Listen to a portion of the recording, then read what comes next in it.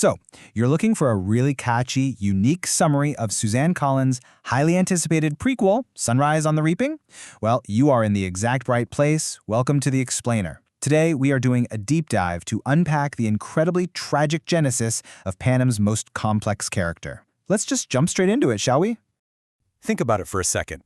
How exactly did a clever, rebellious 16-year-old kid, a guy who literally just spent his days moonshining and hanging out with his girlfriend, turn into Panem's most broken, cynical victor? It's a question that has haunted us since the original trilogy, right? Well, today we are going to map out exactly what shattered Haymitch Abernathy years and years before Katniss ever picked up a bow. Section 1. The Second Quarter Quell. All right, let's ground ourselves in the Panem timeline real quick to see where we're at. We are exactly 40 years after the events of the Ballad of Songbirds and Snakes, and about 24 years before Katniss Everdeen volunteers. We have officially hit the 50th annual Hunger Games. And because it's a quarter quell, the Capitol decides to throw a brutally sadistic twist at the districts, 48. They have literally doubled the usual number of tributes. That means 4 kids from every single district are being thrown into the arena. The terror and the stakes, they're instantly pushed through the roof. So, on the morning of the reaping, our guy Haymitch is just a normal teenager in love. He buys this super simple bag of gumdrops for his girlfriend, Lenore Dove. But things go sideways incredibly fast. When a boy named Woodbine is selected and is immediately shot for trying to run away, Haymitch steps in to protect Lenore, who is protesting the execution. Because he dared to interfere, he gets dragged up to the stage as the replacement tribute. His entire life changes in a matter of seconds. Moving into Section 2. Welcome to the Capitol. The horrific reality of Capitol propaganda hits the tributes the second they arrive. During the tribute parade, a 13-year-old girl from District 12 named Luella is tragically killed in a chariot crash. Now, an enraged Haymitch literally dumps her body right at the base of President Snow's mansion. And Snow's response? It's pure evil. He forces Haymitch to sell this chilling lie to the public. The Capitol quietly replaces Luella with a heavily drugged body double, who the other traumatized kids end up calling Lulu, all just to maintain their flawless TV narrative. Facing totally impossible odds, Haymitch pulls off a genius move. He teams up with a brilliant 12-year-old from District 3 named Ampert, and they form a group called the Newcomers. Instead of just hiding and waiting to be slaughtered by the highly trained careers, they form this unprecedented alliance among the poorer, outlying districts to actually hunt the careers first. It's a massive, audacious shift in strategy that completely flips the script. Which brings us to Section 3, the Poisonous Arena. The 50th Games Arena looks like this absolutely beautiful, idyllic meadow with a gorgeous mountain and woods. But here's the catch. Almost everything in it is completely poisonous. In fact, it's so incredibly lethal that a staggering 20 tributes are wiped out in the initial bloodbath alone. The Capitol designed this arena to be unbelievably fast-paced and vicious, violently shortening the lifespans of the 48 kids trapped inside. But see, Haymitch isn't just trying to survive the game. He wants to break the entire system. He gets this secret, coded mission from his mentor, District 3 Victor Beatty. Beatty's master sabotage plan involves Haymitch and young Ampert finding a concealed portal used for the Capitol's mutated creatures, climbing down into the utility corridor, and igniting a massive underground water tank. The goal? To totally fry the arena's computer brain. Section 4. Breaking the Rules. Okay, but the cost of this rebellion is just devastating. Haymitch manages to wedge a branch into a portal that's swarming with poisonous butterflies. He gets down into the corridor and successfully ignites the tank using this flint striker his girlfriend gave him for his birthday. But then, absolute tragedy. Little Ampert is killed by these horrific golden carnivorous squirrels.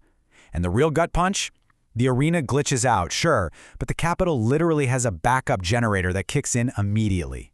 They are still trapped. Defeated, yeah, but absolutely not broken.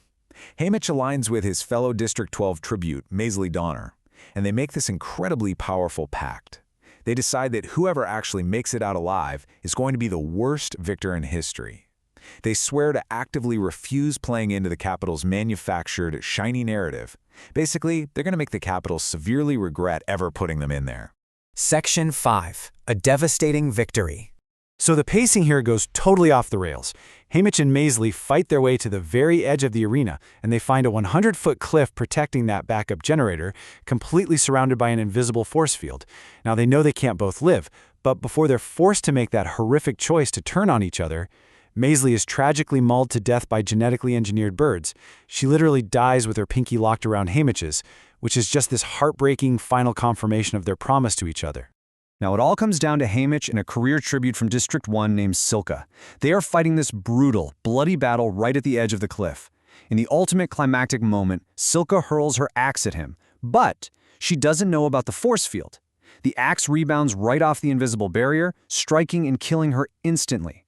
Haymitch, who is severely wounded and practically on the brink of death himself, throws an explosive at the generator, loses consciousness, and secures his victory through sheer, absolute defiance. Next thing we know, he wakes up back in the Capitol, being paraded around in a literal golden cage. President Snow crowns him the victor and then leans in close to ominously whisper, "Enjoy your homecoming." I mean, wow. It's a completely chilling warning that the games aren't actually over for him. Snow never, ever forgives a slight. And that brings us to our final act, Section 6, The Legacy of Rebellion. Haymitch arrives back in District 12, and he's stepping into an absolute nightmare. Snow's vengeance is swift and it is merciless. He has Haymitch's mother and brother killed in a house fire. Desperate and panicking, Haymitch runs out to the meadow and finds his love, Lenore Dove, seemingly safe and sound. They embrace, and she pulls out a bag of gumdrops she found waiting there in the grass, thinking they were the exact ones he bought for her back on reaping day.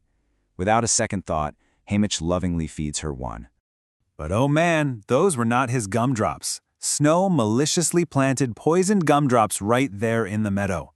As Lenore is dying in his arms, her final words to him are this desperate, gasping plea: "Promise me you will take down the Capitol." This unimaginable trauma, realizing you were the direct, unwitting cause of your true love's death because you fed her the poison yourself, that is exactly what shatters Haymitch's mind and drives him into decades of severe alcoholism and total isolation. So, what is the true cost of surviving the Capitol's games? Well, for Haymitch Abernathy, it cost him absolutely everything. He lost his family, his love, and his innocence. But it also set the stage for his quiet, simmering rebellion all those years later when he finally meets Katniss and Peeta. It's just a deeply haunting realization of exactly how much this man sacrificed before we ever even met him. I really hope this explainer gave you a much deeper appreciation for the profound tragedy and depth of Haymitch's story. Thanks so much for joining me today, and I'll see you in the next explainer.